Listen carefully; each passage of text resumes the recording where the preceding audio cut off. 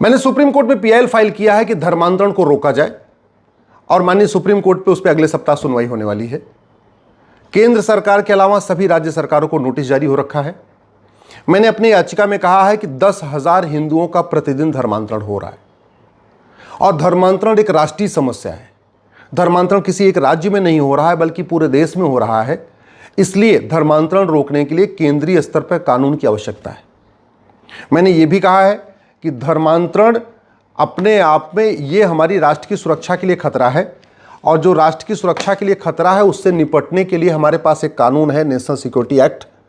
लेकिन राष्ट्र की इसमें राष्ट्र की जो एनएसए कानून बना हुआ है इसमें धर्मांतरण को शामिल नहीं किया गया है। इसलिए कोई भी किसी भी राज्य की पुलिस धर्मांतरण कराने वालों और उनके मददगारों पर एनएसए नहीं लगा रही है।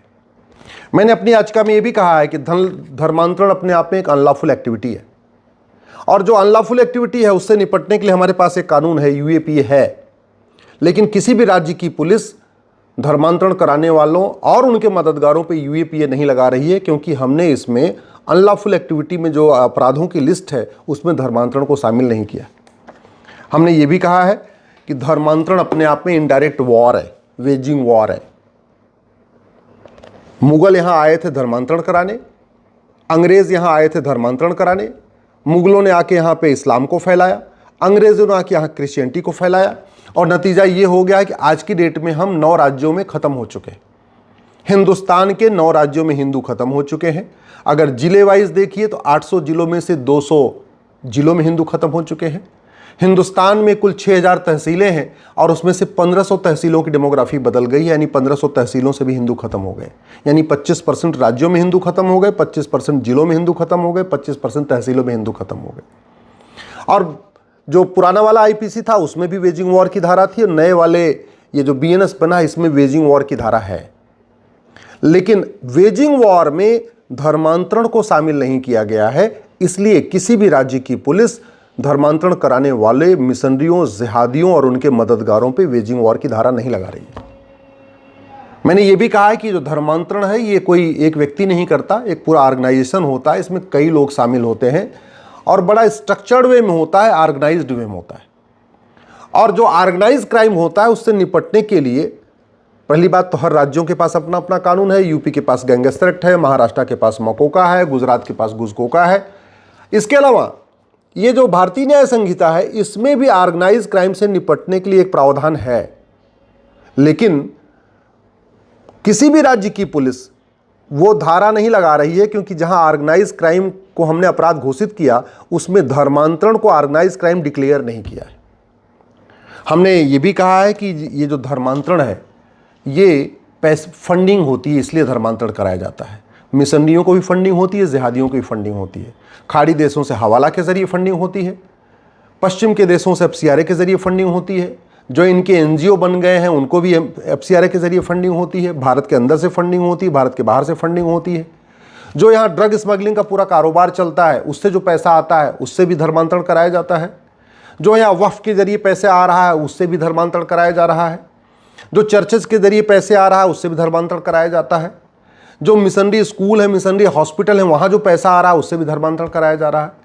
तो सरकार को धर्मांतरण कराने वाले मिशनरियों और जिहादियों पे एनएसए लगाना चाहिए, यूएपीए लगाना चाहिए, वेजिंग वॉर की धारा लगाना चाहिए, गैंगस्टर एक्ट लगाना चाहिए, इनके खिलाफ देशद्रोह की धारा लगाना चाहिए और धर्मांतरण कराने वाले मिशनरियों, जिहादियों और उनके मददगारों की 100% संपत्ति जब्त करना चाहिए, नागरिकता खत्म करना या आजीवन कारावास फांसी देना चाहिए। मैंने अपनी याचिका में ये भी कहा है कि धर्मांतरण कराने वाले ये बहुत ही पावरफुल लोग हैं, सच ये बोलते नहीं हैं और अगर इनको पुलिस 2 डंडे मार दे तो पूरी दुनिया में हंगामा कर देते हैं। फिर दुनिया के अखबारों में इनकी खबर छप जाती है कि पुलिस ने टॉर्चर कर दिया, पुलिस ने 3rd डिग्री दे दिया, फिर मानवाधिकार की दुहाई शुरू हो जाती है।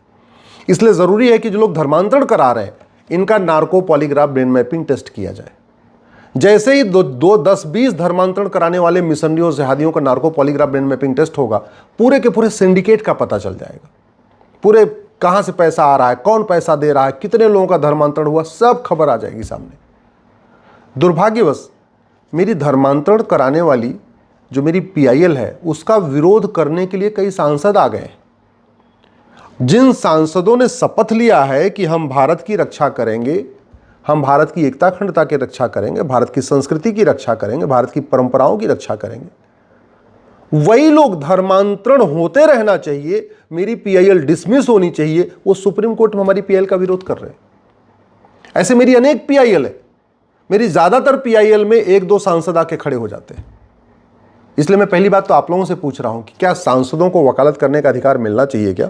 इसलिए भी पूछ रहा हूं क्योंकि बार काउंसिल ऑफ इंडिया का नियम यह कहता है कि कोई भी सैलरीड आदमी वकालत नहीं कर सकता, और एडवोकेट एक्ट भी ये कहता है कि कोई भी सैलरीड आदमी वकालत नहीं कर सकता, यानी जिसको कहीं से भी वेतन मिलता वकालत नहीं कर सकता।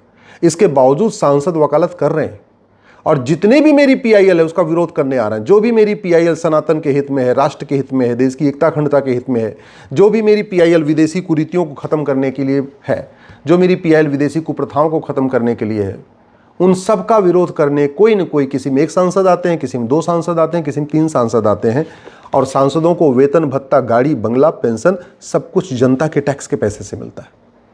इसलिए पहली बात तो मेरी मांग ये है, माननीय प्रधानमंत्री जी, लोकसभा अध्यक्ष जी, राष्ट्रपति जी, उपराष्ट्रपति जी, सांसदों के दूसरा काम करने पे कंप्लीट रोक लगाएं, एक नया कानून बनाएं। दूसरा, धर्मांतरण चूंकि राष्ट्र की सुरक्षा के लिए खतरा है, धर्मांतरण एकता अखंडता के लिए खतरा है, और धर्मांतरण पूरे देश में हो रहा है, इसलिए नई भारतीय न्याय जो संहिता है, भारतीय न्याय संहिता, इसमें एक चैप्टर जोड़े, ऑफेंस रिलेटिंग टू कन्वर्जन। समस्या राष्ट्रीय हो तो समाधान राष्ट्रीय स्तर पर होना चाहिए, यानी संसद में होना चाहिए।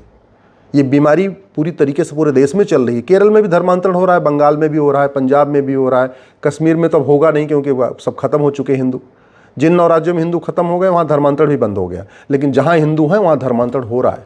गुजरात में भी हो रहा है, महाराष्ट्र में भी हो रहा है, यूपी, बिहार, बंगाल, झारखंड, छत्तीसगढ़, हर जगह हो रहा है।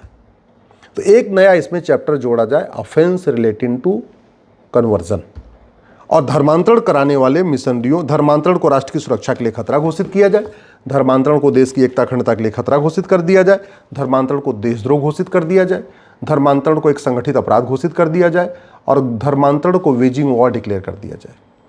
लेकिन धर्मांतरण तब रुकेगा जब सबसे पहले 1861 का पुलिस एक्ट खत्म होगा और एक पुलिस चार्टर लागू होगा, पूरे देश में 1 नेशन 1 पुलिस कोड होगा, पूरे देश में एक यूनिफॉर्म पुलिस कोड होगा। नहीं तो जहाँ जिन राज्यों में कुछ राज्यों की सत्ता ऐसी होगी जो चाहेगी धर्मांतरण होता रहे, तो वो तो नहीं काम करेंगे। तो जब तक पुलिस स्वतंत्र और निष्पक्ष नहीं होगी, जब तक पुलिस सत्ता के इशारे पे नहीं नाचे, सत्ता के गुलाम नहीं रहे, सत्ता से स्वतंत्र नहीं होगी, तब तक धर्मांतरण रोक पाना मुश्किल है। धर्मांतरण रोकना है तो ज़रूरी ये भी है कि सिटीजनशिप एक्ट बनाए, जो एक्ट, इसमें संशोधन किया जाए और धर्मांतरण कराने वाले मिशनरियों, जिहादियों, उनकी मददगारों की नागरिकता खत्म किया जाए। धर्मांतरण रोकना है तो ये बेनामी प्रॉपर्टी एक्ट को हमें मजबूत बनाना पड़ेगा, क्योंकि धर्मांतरण कराने वाले मिशनरियों, जिहादियों को बेनामी प्रॉपर्टी, उनके पास करोड़ों की बेनामी प्रॉपर्टी, इनको खूब बेनामी इनको आता है लेन देन, वो तभी रुकेगा जब ये कानून बदला जाए। धर्मांतरण तभी रुकेगा जब ब्लैक मनी एक्ट को बदल के काला धन को बंद किया जाए। पूरी की पूरा जितने भी काले काम होते हैं वो सब काले धन से होते हैं, चाहे वो धर्मांतरण हो, चाहे वो जासूसी हो, चाहे वो गद्दारी हो, चाहे नशा तस्करी का काम हो, चाहे मानव तस्करी का जो भी काम, चाहे माओवादियों की फंडिंग है, नक्सलियों, सब काले धन से होती है। वो तभी रुकेगा जब ये कानून ठीक से बदला जाएगा। धर्मांतरण कराने वाले मिशनरी और जिहादियों की फंडिंग हवाला के जरिए होती है, और इसलिए होती है कि हमारा हवाला विरोधी कानून बहुत सड़ा हुआ है, घटिया कानून है। धर्मांतरण कराने वाले मिशनरी और जिहादियों को फंडिंग कराने के लिए कांग्रेस ने 2010 में ये कानून बनाया था, इसका नाम है FCRA। तो जब तक ये कानून चलता रहेगा तब तक फंडिंग आती रहेगी, जब तक फंडिंग आती रहेगी तब तक धर्मांतरण होता रहेगा। आज की डेट में धर्मांतरण अपने आप में सबसे तगड़ा प्रोफेशन है। भाई आदमी अगर पुलिस में नौकरी करेगा तो कितना कमा लेगा? 70-80 हज़ार रुपये महीने कमा लेगा, 50 हज़ार रुपये कमा लेगा, 1 लाख रुपये कमा लेगा। टीचर हो जाएगा तो भी 1 लाख रुपये कमा लेगा। इंजीनियर हो जाएगा, प्राइवेट नौकरी करेगा तब भी 50 हज़ार रुपये से 1 लाख रुपये कमाएगा। लेकिन धर्मांतरण अगर वो कराना शुरू कर दे तो एक एक परिवार का 1-1 लाख रुपये मिलता है, और हफ्ते में अगर 1 धर्मांतरण कराया, यानी महीने में 5 धर्मांतरण कराया तो 5 लाख रुपए कमा लिया। और वो भी दलित भाइयों को कन्वर्ट कराया तो 1 लाख रुपए। अगर उसने अपर कास्ट को, ब्राह्मणों को कन्वर्ट कर दिया, जाटों को कन्वर्ट कर दिया, ठाकुरों को कन्वर्ट कर दिया, ठीक है, फिर 4-4, 5-5 लाख रुपए मिलता है। लफ्ज़ जिहाद के लिए फंडिंग आती है, बाकी तो छोड़िए। तो जब तक फंडिंग नहीं बंद होगी तब तक धर्मांतरण नहीं रुकेगा। धर्मांतरण की बहुत बड़ी फंडिंग ड्रग के कारोबार के जरिए आ रही है। जो ड्रग का कारोबार होता है, इसके कई नुकसान हैं। पहला, हिंदू लड़कों में नपुंसकता बढ़ रही है, हिंदू लड़कियों में बाजुपन बढ़ रहा है, वो ड्रग एडिक्ट हो रहे हैं, अपना एकदम संस्कृति से दूर होते चले जा रहे हैं, फिर पॉर्न एडिक्ट हो जाते हैं, फिर घटिया फिल्में देखते हैं, फिर घटिया सीरियल देखते हैं, फिर घटिया चीज़ों को सुनते हैं, घटिया गाने सुनते हैं। जब नशेड़ी हो गया तब तो फिर कहाँ काहे के लिए किस बात, फिर तो उसको हर किसी चीज़ की चिंता ही नहीं है। और इस नशे से जो पैसा आता है वो फिर कन्वर्जन के काम आता है, वो लब जिहाद के काम आता है, ड्रग जिहाद जो लैंड जिहाद के काम आता है।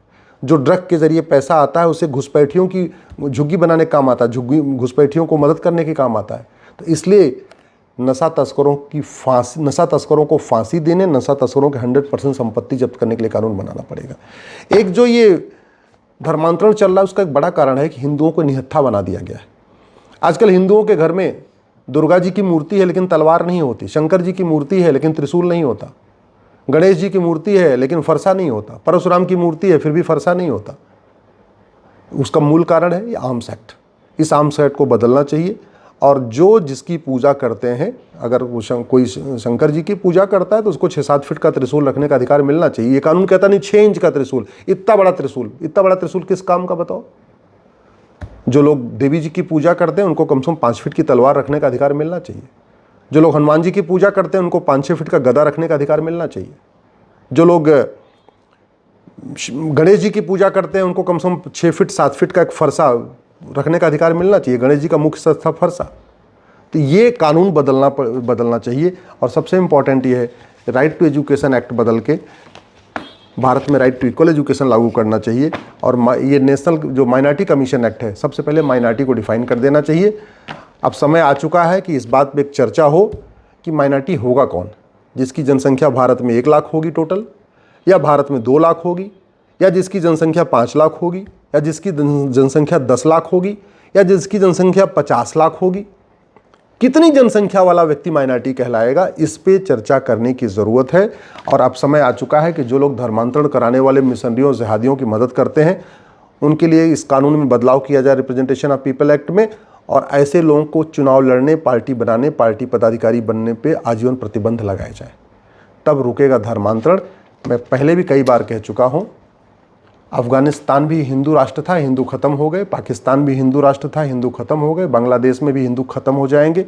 मालदीव भी हिंदू राष्ट्र था, हिंदू खत्म हो चुके। भारत के 9 राज्यों में हिंदू खत्म हो चुके हैं। भारत के 200 जिलों में हिंदू खत्म हो चुके हैं। भारत की 1500 तहसीलों में हिंदू खत्म हो चुके हैं। उसका सबसे बड़ा कारण है लब जिहाद, लैंड जिहाद, ड्रग्स जिहाद, धर्मांतरण जिहाद, घुसपैठ जिहाद, जनसंख्या जिहाद। 1000 बेटियां प्रतिदिन लब जिहाद का शिकार हो रही हैं। 10,000 हिंदुओं का प्रतिदिन धर्मांतरण हो रहा है।